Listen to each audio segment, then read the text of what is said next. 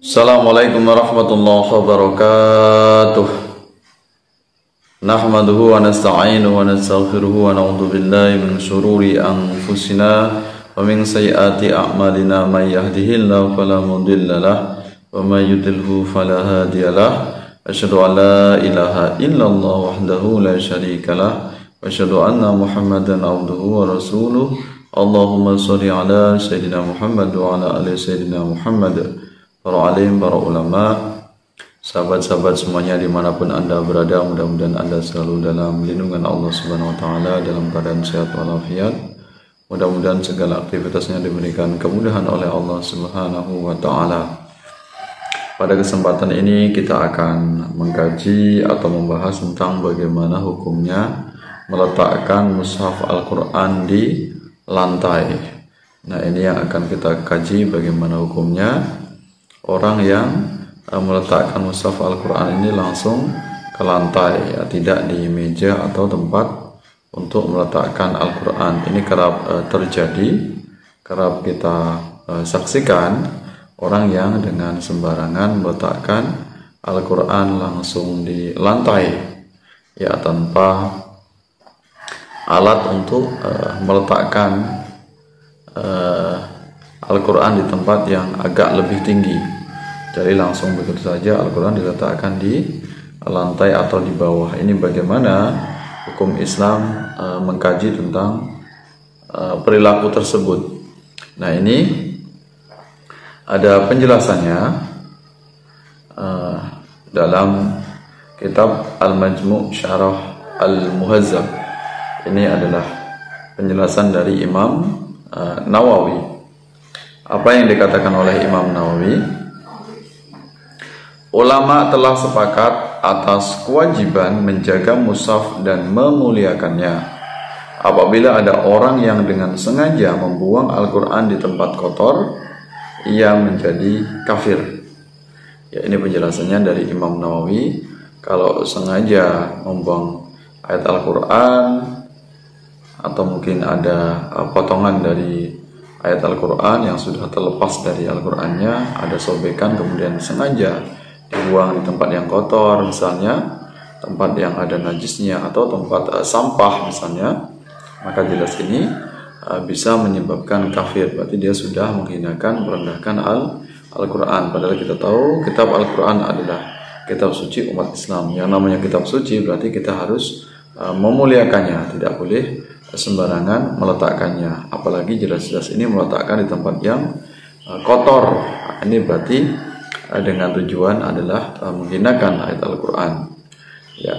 Nah, ini konsekuensinya adalah orang yang melakukan demikian ini menyebabkan kafir.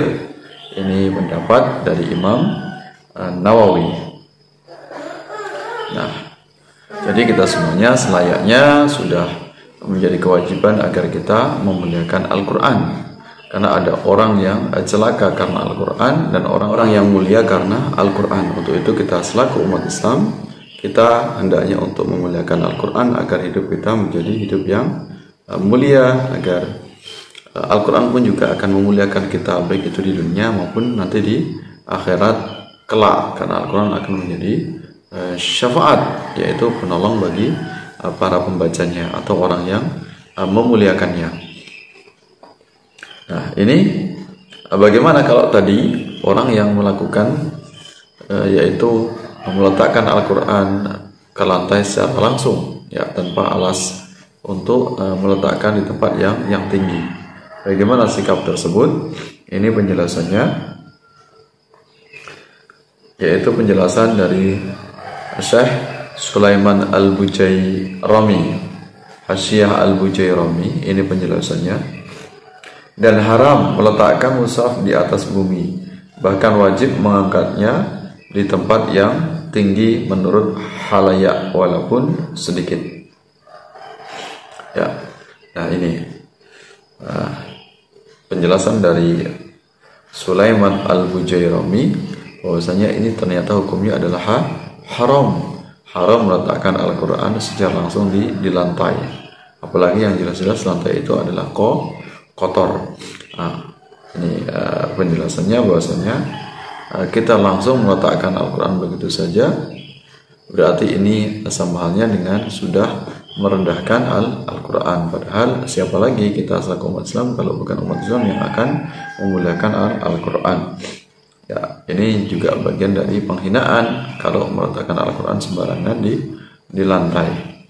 Ya, ini jadi hukumnya adalah haram menurut Syekh Sulaiman Al-Bujairami. Haram berarti dilakukan mendapat dosa. Ya, kalau meninggalkan berarti mendapat pahala. Nah, ini kita selaku umat Islam hendaknya untuk bisa memuliakan Al-Quran, jangan sembarangan meletakkan Al-Quran. Apalagi Al-Quran diletakkan di bawah, bertumpuk-tumpuk, bertindih-tindih, sedangkan di atasnya ini buku misalnya, buku atau kitab yang lain. Hendaknya Al-Quran kita letakkan di atas, ya. Jangan sampai dia ditindih atau ditumpuk dengan kitab-kitab yang lain, kecuali kalau sesama kitab Al-Quran, maka tidak boleh diletakkan di paling bawah. Ya, terutama ketika membawanya, ya, Al-Quran hendaknya untuk kita tenteng ya ke bahu, sehingga posisi ayat Al-Quran ini atau kitab Al-Quran ini lebih tinggi dari bagian perut kita.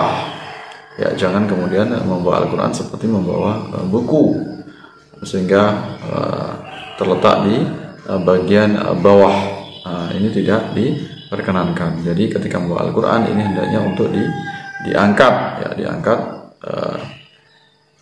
mendekat dengan bahu kita.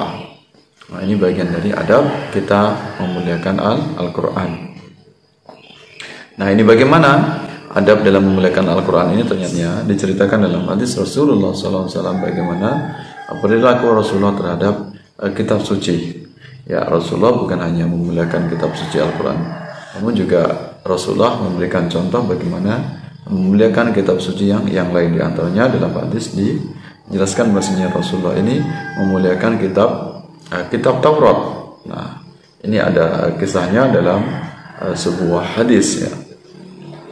Hadis yang diceritakan oleh Ibnu Umar.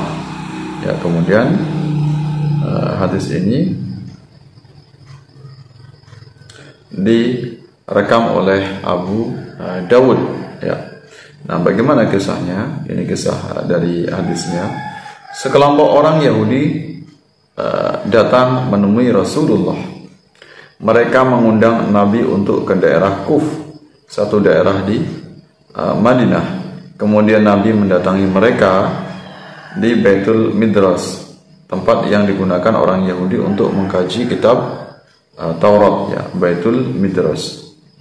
Ya, tempat untuk mendaras, ya, mendaras atau mengkaji atau belajar kitab Taurat.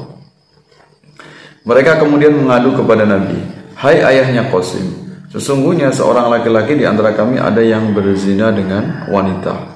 Jelaskan tentang hukumnya kepada mereka." Orang-orang Yahudi ini kemudian meletakkan kasur kecil sejenis bantal duduk untuk Rasulullah. Ya. Nabi pun lalu duduk di situ. Nabi berkata, "Ambilkan aku Taurat."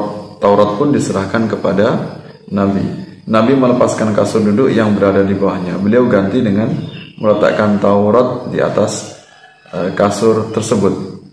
Lalu Nabi mengatakan kepada Taurat itu dengan pernyataan, "Aku iman kepadamu dan iman kepada Tuhan yang menurunkanmu." Nah, ini betapa adab yang sangat luar biasa Rasulullah terhadap kitab suci agama lain, ya. Di antaranya dalam kisah ini adalah agama orang Yahudi, yaitu kitab Taurat. Jadi kitab Taurat tidak langsung diletakkan di bawah di lantai, tapi yaitu menggunakan alat, yaitu sejenis kasur kecil, ya, jadi tempat untuk bertumpu untuk meletakkan kitab Taurat. Nah, ini betapa sebuah teladan contoh yang perlu kita contoh. Rasulullah saja sangat memuliakan kitab Taurat, apalagi yang jelas kita selaku umat Islam, umat Muslim, untuk bagaimana kita memuliakan kitab Al-Quran, ya. Nabi meminta, "Tolong datangkan kepadaku orang yang paling mengerti tentang Taurat di antara kalian." Nabi didatangkan seorang pemuda, ya, datang pemuda ini yang ahli kitab Taurat. Ia membaca Taurat tersebut dengan mengisahkan tentang rajam. Ya, jadi tentang hukum orang melakukan perbuatan zina ini ternyata dijelaskan dalam kitab Taurat bahwasanya hukumnya adalah rajam.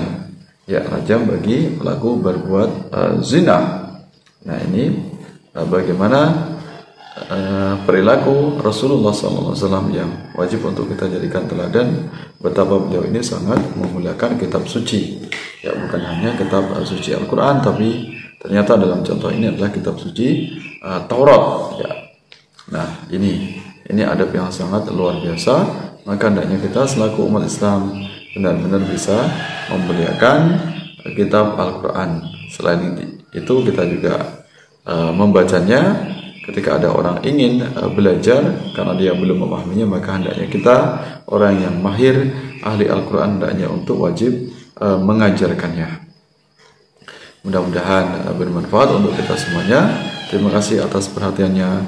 Sampai bertemu dalam kesempatan yang lain. Mudah-mudahan kita semuanya mendapatkan keberkahan, mendapatkan kemuliaan, dan mendapatkan syafaat dari kitab suci Al-Quran. Amin ya rabbal alamin. Wallahu a'lam bishawab. Wallahu muwaffiq ila aqwamit thariq. Wassalamualaikum warahmatullahi wabarakatuh.